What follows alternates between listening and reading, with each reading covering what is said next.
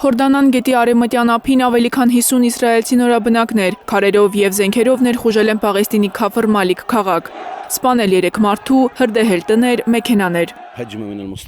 Նրանք դիմակավորված էին, տներ արելով սկսեցին բարձրանալ, բնիկներով հավաքվեցինք և ստիպեցինք նահանջել։ Հորդանանի արևմտյան ափում իրավիճակը լարվեց հոկտեմբերից, երբ Իսրայելի տապալած հրադադարից հետո հրեաների հսկայական հոսք սկսվեց դեպի այս տարածք։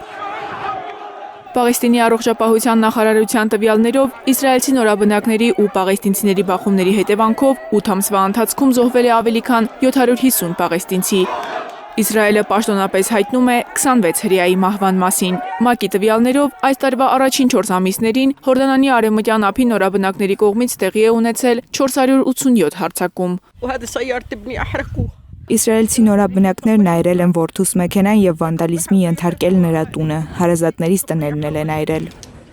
Արևմտյան ափի մեկ այլ պաղեստինաբնակ քաղաքում Ալ-Յամունում վերջին 2 օրվա ընթացքում դեռահասների սպանության 3-րդ դեպքն է հայտնի դարձել։